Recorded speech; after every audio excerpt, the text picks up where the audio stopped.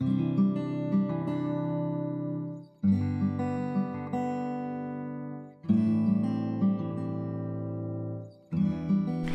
guys, how are you doing? Welcome to episode 10, season 7, episode 10 of Inspirations, my podcast about knitting. Yarn dyeing. I'm Christelle. I hope you're doing well. Thank you for joining me. If you're new to the podcast, there is a new episode every Monday afternoon at 5 p.m. Paris time. A newsletter sent out every Monday if you want to keep up with the news of the shop, of what I'm knitting on. It's just mainly a weekly catch-up newsletter.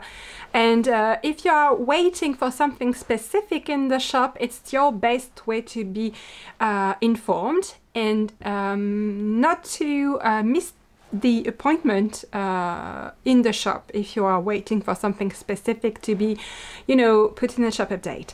And also the shop updates are usually at the same time of the podcast and the newsletter. It's around 5-ish on Monday afternoons. So today will be a short episode. I just want to take you through what's going to be in the shop today and show you my latest projects. I cast on another thing. And talk a bit about the agenda. So I won't have specific chapters for each and every one. It's going to be a melting pot of I'm going to, talk about everything at once. So, first of all, thank you so much for a successful shop update last Monday. I'm super happy that you loved the colorways that I put in the shop. So that's Lande and Sentier, which both are here. That's Lande, colorway of April for this month, and that's the not contrasting really, but companion colorway for this month, Sentier et Lande. So you like them both very much, so I'm super happy about that. And as I told you last episode, I want to every month put in the shop the colorways of the sock almanac from the past years, from the month of April. So I'm going to start with the first year of the Sock Knitters Almanac, that was in 2021, and it was Gourmandise. So that was this little pastel gem. This is on Stellina. This is an extra fine fingering. And this is on Mohair and Sock. So you will find this in the shop today as a pre-order, but dyeing turnover is shorter than for the Almanac colorway. I've already dyed them actually, so it's just for the time needed for them to dry and be scanned up and labeled, and then it will ship. So sometimes I think next week or the beginning of the week after. So that's Gourmandise. I don't have a sample, my little square samples. I don't have one yet, but I have a sock knitted out of those. So this is Gourmandise on BFL fingering. So that's blue face Leicester, 100% blue face Leicester. And the pattern is the Laban socks. I think it's a free pattern on Ravelry. It's a gorgeous pattern. Really, I love that you have this kind of waved in aspect, and this is slip stitches. It's gorgeous. It's really gorgeous. And also, one of the questions I have the most on fiber shows is, how is it possible to have 100% BFL yarn for socks? Well, it's because the BFL has a longer staple, and so it's more lustrous and more resistant to abrasion. So for example, this sock has lived. Okay, so one of my socks, what I'm wearing very often, it has just been washed in the washing machine in the wool program, like at least 2 or 3 times. And look, there is minimum signs of wear. And when I'm wearing socks, because woolen socks are not the same thing as synthetic socks or cotton socks. You can wear them like 2, 3 times, 4 times. If you air them, pretty much they don't smell. okay? And it's far better for your feet, transpiration-wise. So I usually wear my socks, my woolen socks, at least twice, and sometimes 3 times. And then I wash them. And they go in the washing machine. I do a whole load just for hand-knitted socks. And so you see how the Colorways is pretty wash fast. And the sock is not particularly more used, or, you know, there is no, you can see some little signs of use here. You have a little bit of peel, but very slight, very light, nothing really, I don't think you can see much actually. But yeah, I think BFL socks are really awesome. And I really like the feeling of a drier yarn on the feet instead of something more, you know, buttery like merino. So I really like those BFL socks. I think it's my preferred. I think it's the base that I prefer for socks, BFL. Yeah, so perfect for socks. 100%. If you don't want anything synthetic material in your socks, BFL is a great alternative. Then, the year after, 2022, the colorway was Teacup. This time around I don't have a skein because they're drying. But I do have a knitted sample. So that's Teacup on BFL and silk. A great base for socks as well. I do have another sock knitted out of this colorway and that base. These are by Helen Stewart. I think it's Honeybee Dance or something like I will put the link in the show notes. So this is the colorway Teacup on BFL and silk. Just bear in mind that silk has the effect of diluting the colors, so they will appear more pastel. This colorway on extra thin fingering, it's more it's funkier. I mean, like the speckles are more visible and more vivid than on BFL and silk. Okay, it doesn't have this pastel look, it does look more vivid. Then in 2023 I started offering 2 colorways per month. So the official Almanac colorway was Rose des Sables, which is this very pale apricot with hints of golden and orange and green. And then the contrasting color was Fleur de Cactus, which is one of my best sellers. I mean, you guys love that colorway, but I can see why. It's so cheerful and energetic and feel like a little sun. A little bit of sunshine. So both samples were knitted on my extra thin silk base. So still a bit of silk, but less than with the previous BFL and silk base. The first one was 55% BFL and 45% silk. This one, merino and silk, is 75% extra fine merino and 25% silk. I do have both colorways to show you as well. So this is Rose des Sables on extra thin fingering, and you can see the speckles here and here.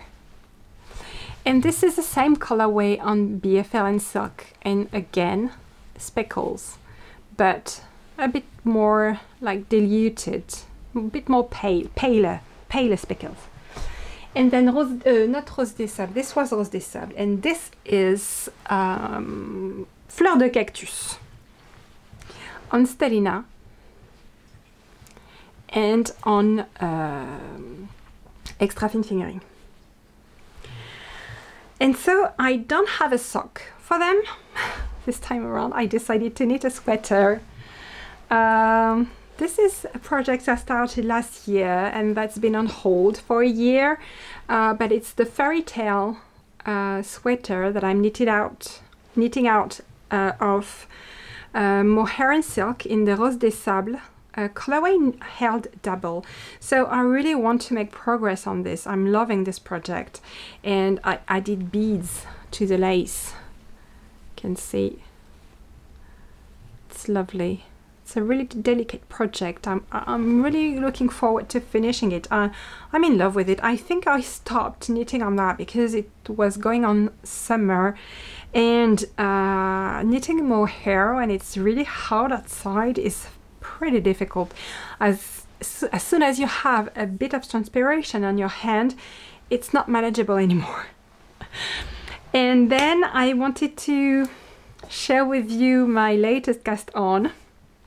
I've been naughty because I've cast on so many projects over the past few weeks, but I mean, I'm enjoying every one of them. So I mean, no harm done, right? So that's the 24 birds mystery card by Lande and Sentier. If you don't want to be spoiled, don't look, but I'm not even finished with clue 1, so here it is. So it's a pie shawl. Oh, you can't see much actually because it's still a little a short cable, but this is La Lande colorway, the one in the middle, the one for April for this month. And I'm slowly fading into Sentier. You can just see the little thing here. And the pattern is actually pretty beautiful, and I love Helen Stewart patterns. I find them really relaxing to knit, and I love her way of presenting the instructions with it's both written and in chart and in the table with the you know, you have this percentile indication of where you're at in the pattern, and I find this really encouraging to know that you've reached, like, I don't 20 or 25%, and it's a really nice information to have too if you're not sure about your yarn consumption and what yarn you need actually to complete the project. So I'm really enjoying knitting on that. I've not been knitting a lot for the past few days because lots to do, usually in the first week of the month with the shop update and the colorways of the month. Lots of order to print out, lots of planning to do, lots of things to do this week, so not much time for knitting. And you know, when I'm feeling like this, when I have a huge mental load and workload, I find it really difficult to put a stop to the day and say, okay, I've done the work I wanted to do today. Now I can knit and relax. I cannot do that. I cannot stop. I still have things to do, and as long as I have things to do, I just don't want to knit. I just want to do the things and be done with them. It's a path that's a bit dangerous because you always have things to do. But I think I've managed to do the most urgent and important stuff, and now I feel more at ease, and I'm going to be able to start knitting again over the weekend, because today is Friday, April the 5th, and you guys will see this on Monday the 8th. There you go. I think I've shared everything. I just wanted to let you know about the agenda. So I will be a vendor in a very small and very local to me festival. This not this weekend, the weekend after. It's on the 14th of April. It's at a incredible 30-minute ride from my dyeing studio, and it's called Festi'Laine. And it's going to be very small, but it's going to be excellent because actually my mind was blown. I will get to meet a lot of local actors of the you know, wool area, not wool area, but I mean people, local actors in the woolly scene or knitting scene, and anything to do with wool and linen, because Normandy, the area in which I'm living now, is very well known for its production of linen. And so the event will be about wool and will be about linen as well.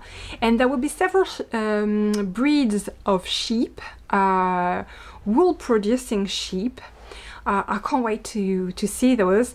And also the mayor of the town organizing the event actually collects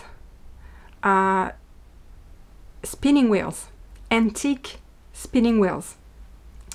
I just can't wait to meet those people. I can't wait. So the organizer Sophie is actually sorry.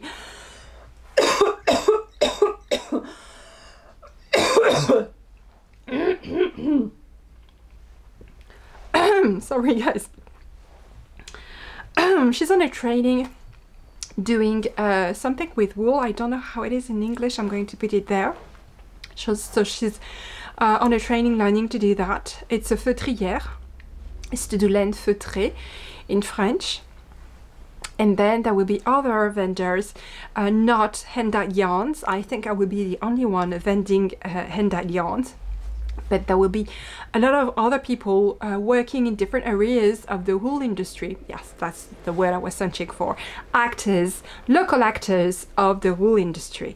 And I can't wait to meet them. Wool and linen industry. I can't wait to meet them.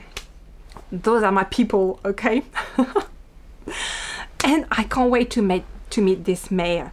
And Sophie was telling me, the organizer was telling me that she was actually cleaning out with the mayor. They were both cleaning out and preparing the antique spinning wheels for the show to make sure they were working properly, you know, oiling them and all. Oh, I just can't wait. I will bring my own spinning wheel and my spindles, and I might be, you know, doing some demo of spinning, and it's actually, maybe it's going to be my cue to start spinning again, and so it's going to be awesome. I can't wait. So April 14th, it's in Lieurey, dans l'Eure, in Eure. That's the name of the département. So I don't know if any of you watching the podcast will be there, but if you can, it's going to be awesome. There will be some workshops, there will be some things, yeah, there will be a food truck outside, things to drink, and I hope the weather will be you know, at least dry. I don't ask for the sun, but at least no rain. Fingers crossed. And then at the end of the month of April, I will be in Alsace, so near the border with Germany, for the second edition of Bretz'Laine, so that's in Rittershoffen. And then after that, we'll be in Paris, 5th arrondissement, 4th and 5th of May, for Lainorama, first edition of Lainorama. That's a new Parisian yarn festival. So I'm very excited to be there as well.